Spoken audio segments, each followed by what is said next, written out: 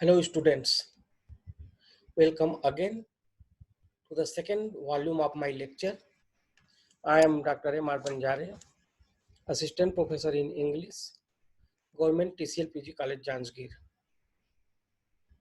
In this lecture, I will discuss with you about a notable Dalit writer Omprakash Valmiki's autobiography Joothan.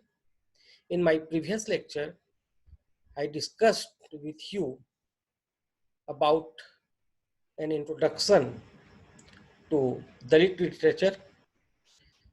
In this lecture, we will see the various aspects of this autobiography written by a well-known and notable Dalit writer, Omprakash Valmiki. So this is the cover page of the book, and here you see that the cover itself tells the story of the book Joothan, and this is a book which won the New India Foundation Best Book Award in 2004. So let us see about this book in detail. First, we have to know about the life and the works of Omprakash Valmiki. Omprakash Valmiki was born on 30th of June 1950 at Barla village of Muzaffarnagar district in Uttar Pradesh, and he was died on 17th of November 2013 in Dehradun, Uttarakhand. His major works are the present autobiography, Joothan, and it was published in 1997. His collections of poetry are Sadiyon Ka Santaap, published in 1989, बस बहुत हो चुका, published in 1997, अब और नहीं, published in 2009, शब्द झूठ नहीं बोलते, published in 2012. His collections of short stories are Salam, it was published in the year 2000, and Ghuspaitia, it was published in 2004. The name of his play is Do Chehre, and the most notable literary theory and criticism book is Dalit Sahitya Ka Saundarya Shastra, which was published in 2001. And the next work of literary theory and criticism is Mukhya Dhara or Dalit Sahitya. His other books are Safai Devta. It is about a history of Valmiki community, which was published in the year 2009.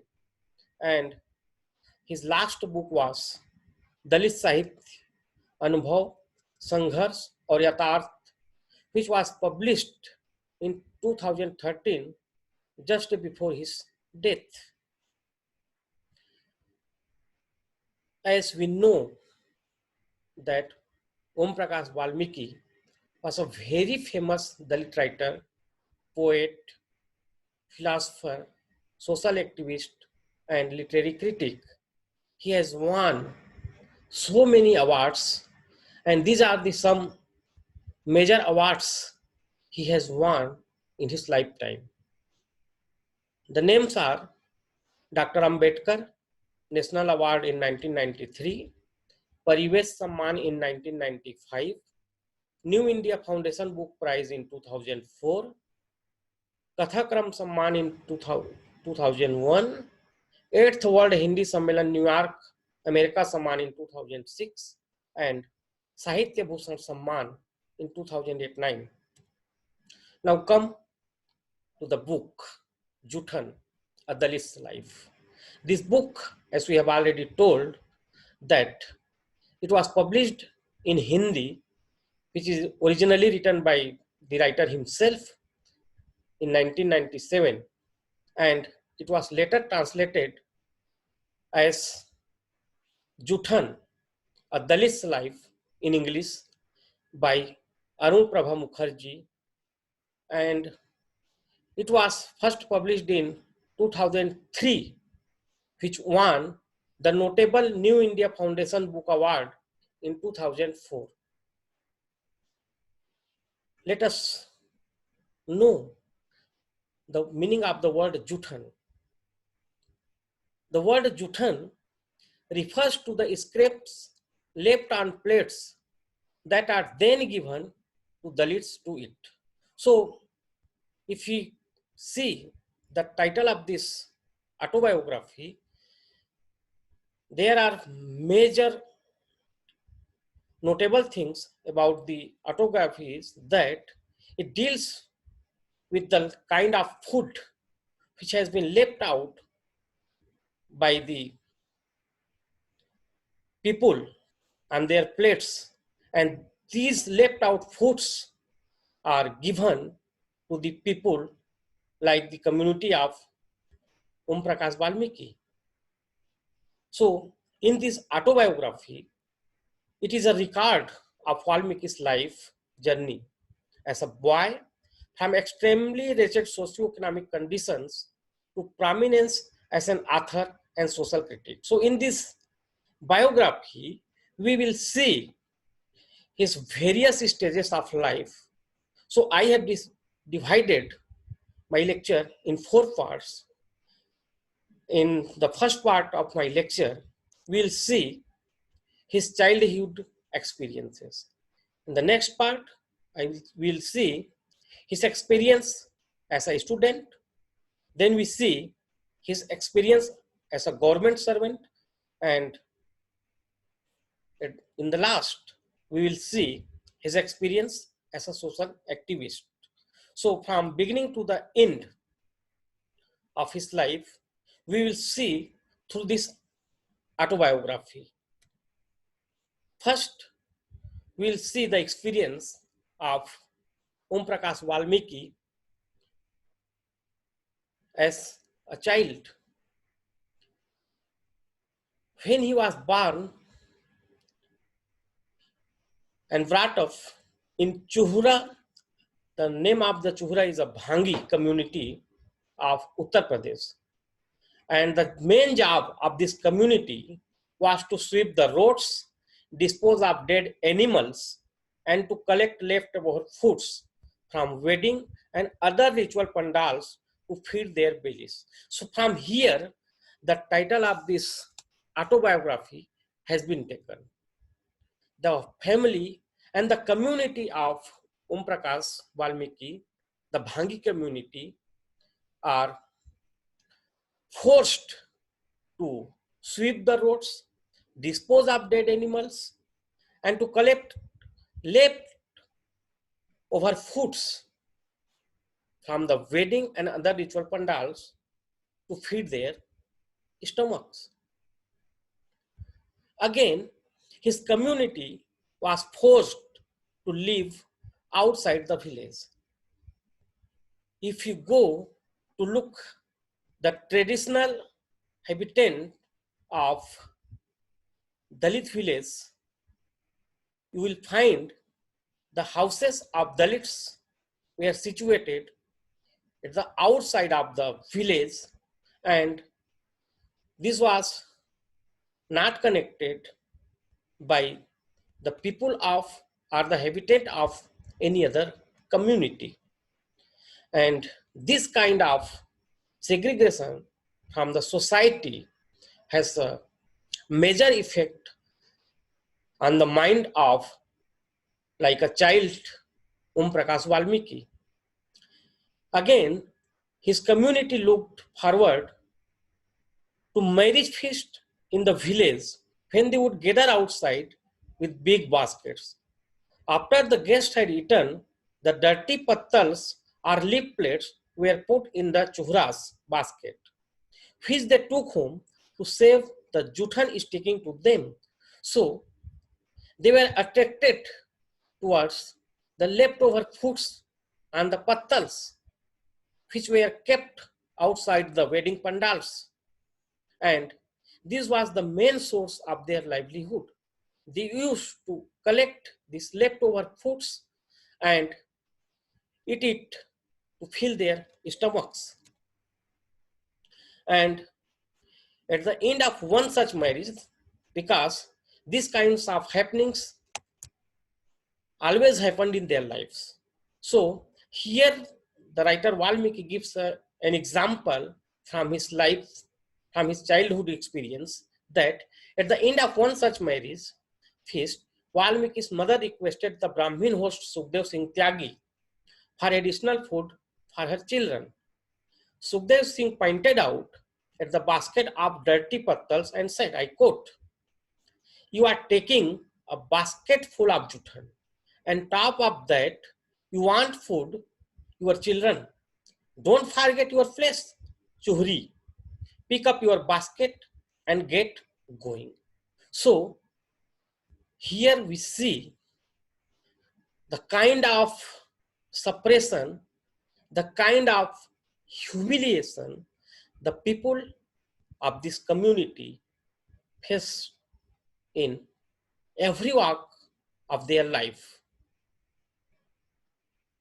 In the second part, I will discuss about some his bad experiences, his experiences of humiliation, his experiences of discrimination as a student in his school and in his college.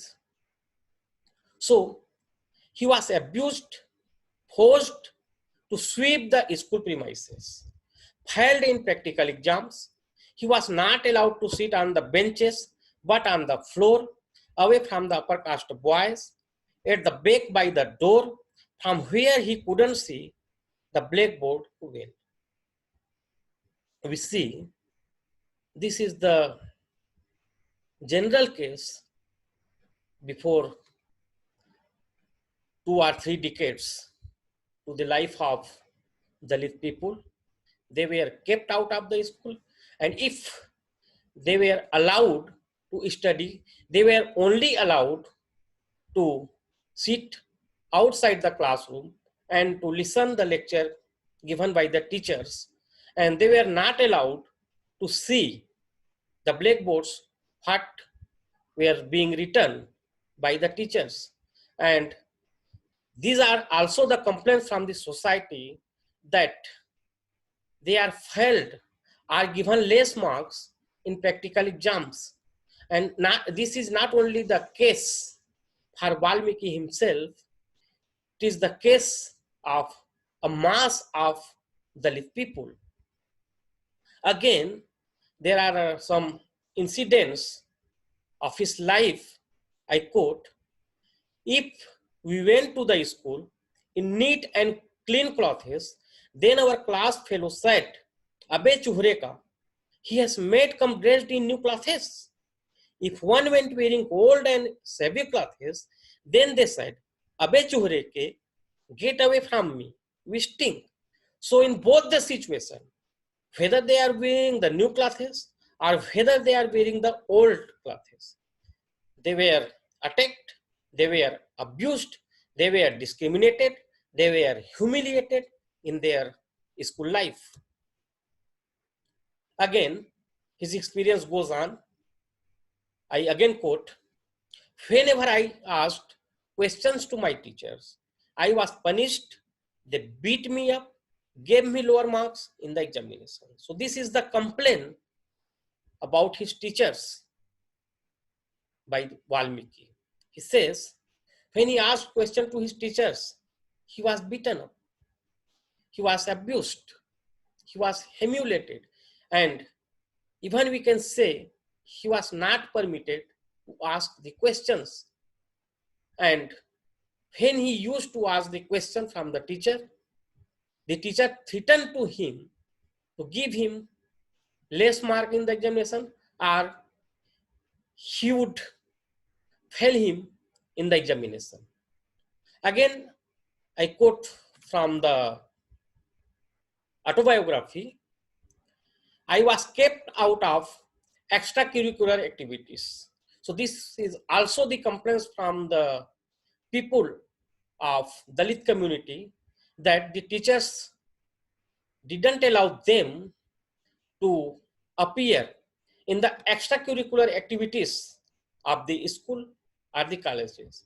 Here, the writer gives one example that on one such occasion, I stood on the margin like a spectator during the annual functions of the school. When rehearsals were on for the play, I too wished for a role, but I always had to stand outside the door. The so-called descendants of the gods cannot understand the anguish of standing outside the door. So this was the sorrow, this was the pity for a boy, for a student who felt every kind of discrimination, every kind of humiliation in his school life. And he says, like there is a saying, the bearers know where the shoe pinches. So here he complains to the people of upper caste that the descendants, and he call him them, the descendants of God, that they cannot understand the anguish of the people who are standing, who are forced to stand outside the door. Again he says, I quote from the book, I felt that whenever I went to the lab for practicals, Brajpal would keep me out on some pretext or the other. The Brajpal is the name of his teacher, and here Valmiki again complained that when he want to go to the practical lab room, he was not allowed to attend or to participate in practical works. And this teacher, Mr. Brajpal, would keep him out. And the keeping him out, there are many reasons. Again, there are the instances from the autobiography. When the results were announced, Valmiki's name featured in the list of failures. He had secured good marks in all other subjects, but had failed in the lab test for the chemistry paper. So we see here that his complaint against the teacher proves that as he was passed in all his theory papers and failed in his chemistry lab. So it was the intention of the particular teacher who didn't want the people of this community, who didn't want the people of Dalit community success in their examination, pass in their examination. And finally, when he became a government servant, there is the first reaction from his father. We see, I quote, when he informed his father that he had got the job, his father reacted, I quote, at last you have escaped caste. So here we see the excitement, the hope, the optimism of his father that when he informed to his father that I have got a government job, his father said that at least you have escaped caste. It means that his father hoped in an optimistic way that from now you will not be discriminated, you will not be humiliated, because now we have become a respected person. Now we have become a government servant. But alas, this was not true to the life of people, because we know that before 2 or 3 decades, whenever the people of Dalit community got job in government offices, they were not respected by their subordinates, and they were humiliated, and discriminated by their seniors. So he also faced caste-based discriminations in his workplace. And it is common for the people of Dalit community. Again, here Omprakash Valmiki comments that when he joined his first duty at Jabalpur, for a long time, he was not able to find a rented room. And finally, he got a room which was rented by a Muslim. Here is an instance from his office life. He says, I quote, "At my office, many of my fellow officers and subordinates undervalue my worth because of this surname. In the early day, I used to get angry. In my rage, I would clash with people." So, as I have told to you that this was common to the people of Dalit community who got their job in government offices before 2 or 3 decades. They were humiliated, they were suppressed, they were discriminated, they were abused, and their works and their importance were undervalued by their officers, and not by their officers, also by their subordinates. He again narrates a kind of his pathetic experience of Bombay. I quote, "One day, I met my professor, Mr. Kamble, at the Kulkarni's place." Kulkarni was Mr. Kamble's friend. Mrs. Kulkarni came in with the tea. While drinking my tea, I noticed Kamble's cup. It was different from the cups offered to the rest of us. I asked Sudama Patil, who nudged me to be quiet. On our way back, I asked him again. At first, he tried to be evasive, but finally he said, "Maharashtrian Brahmin, that too from Pune, they don't allow Mahars to touch their dishes. That's why their dishes are kept separate." Mrs. Kulkarni had come to take the used cups of everybody else, but Mr. Kulkarni had taken Kamble's cup inside. So from this instance, from this example, we will see that how the well-respected people of this community are humiliated in the homes of their friends too.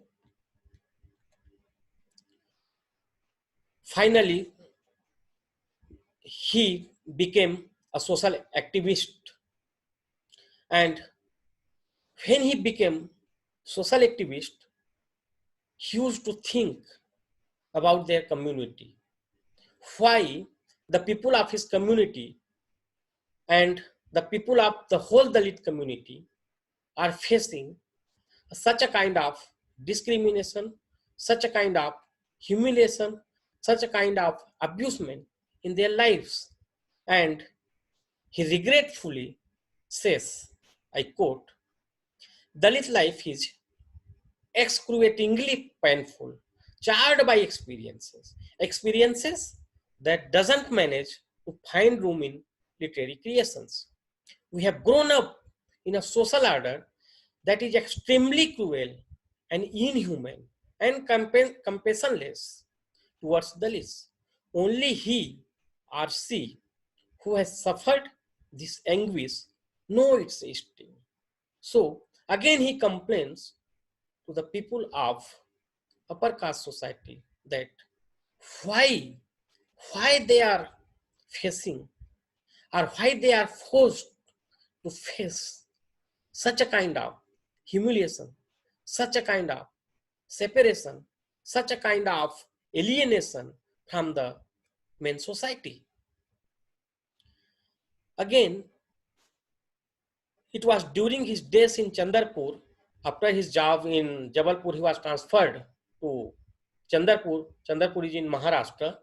that he became totally absorbed in the strong current of Dalit movement. As I have told you in the introduction of Dalit literature, that Dalit literature is the result of the awakening and the social struggle of Baba Sahib Ambedkar, who gave the Dalit movement a new awakening, a new wake, and by his teaching, a Dalit Panther, a community of Dalit educated people came into existence in Maharashtra. So Valmiki, when he was in Chandarpur, came to the contact of the people of this revolution, who is known as Dalit Panther.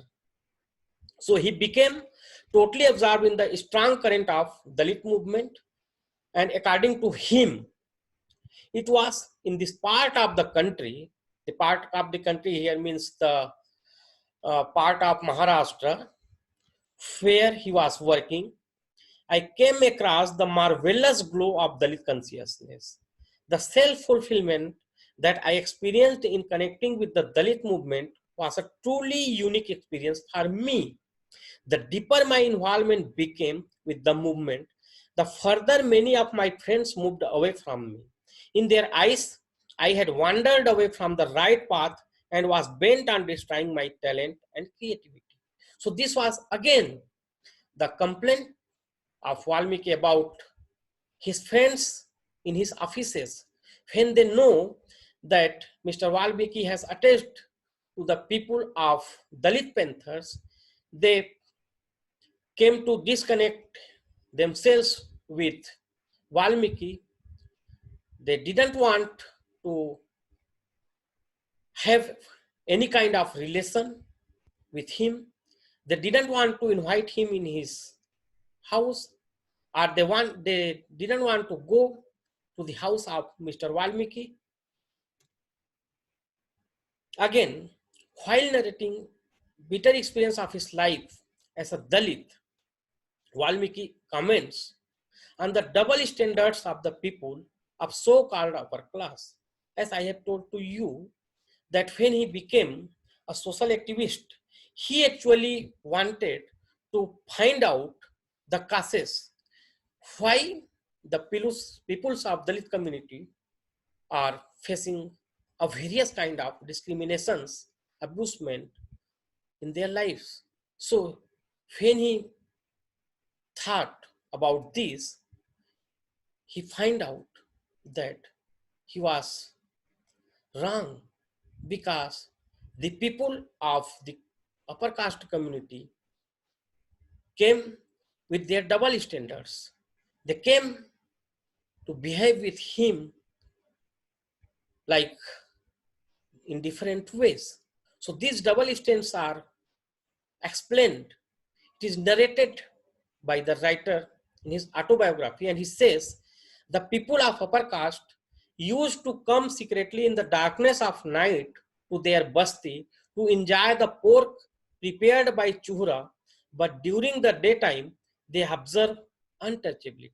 So this was the bitter truth about the upper caste society. Again, he complains that when he was in Chandarpur, he used to celebrate every Hindu religious ceremony like Ganesh Chaturthi, Janmashtami, Ram Navami with the upper caste member of Meghdut Natya Sanstha. But when they were invited to celebrate the birth anniversary of Dr. Ambedkar, none of them came to participate in it. So here he again complains the double standards of the people of upper community. And at last, with deep of anguish, with deep of pity, with deep of bitterness in his thought, he says that, I quote, times have changed, but there is something, somewhere that continues to irk. I have asked many scholars to tell me why Samars, the caste Hindus, hate Dalits and Sudras so much. So this was his finding, and this was the bitter truth of his life, that he find himself hopeless to explain his grief, to explain his sorrow, and he find him hopeless to whom he will say his hopelessness, his sorrowfulness, and this finally comes in the way of autobiography which he has written in the form of Joothan. Again, he explained here and complained the double standards of the upper caste Hindu people. The Hindus who worship trees and plants, beasts and birds, why are they so intolerant of Dalits? Today, caste remains a preeminent factor in social life. As long as people don't know that you are a Dalit, things are fine. The moment they find you outcast, everything changes. So this was the cause. Whenever the people are not knowing to which caste you belong, they behave with you as simple, they behave with the other people. But whenever they will come to know what is your caste, the behavior of the same people changes towards you. And finally, again there is a regretful complaint of Valmiki about the other caste peoples, the upper caste Hindu society. He asks that how I am different from those people. He says, I quote, why is my caste my only identity? He asks, I am learned, I am educated, I am a government servant, I am a social activist. So I am a different from those people. I have the every quality to which these peoples have. I have all the qualities. I have the equal qualities. I have the equal education like these people. So why my caste has become my identity? Why the people don't remember my education? Don't call by my education? Don't call my respectable job? Many friends hint at the loudness and arrogance of my writing. So here we see in his autobiography, in his other works, there is an arrogance in his writing, and many of his friends hints about his. But Valmiki said that, what can I do if my heart is filled with full of anguish, if my heart is filled with full of bitterness, so how can you expect from me to write a poetry in a melodious way, to write a poetry in harmonious way? They insinuate that I have imprisoned myself in a narrow circle. So this was again the complaint of his friends, that he only sees the one side of his life. But again, he says from their words, they says that literary expression should focus on the universal. A writer ought not to limit himself to a narrow, confined terrain of life. That is my being Dalit and arriving at a point of view according to my environment and my socio-economic situation is being arrogant. Because in their eyes, I am only an SC, the one who stands outside the door. So this was the cause of his writing, and the experience and of arrogance in his writing comes from his anguish, from his bitterness of his life.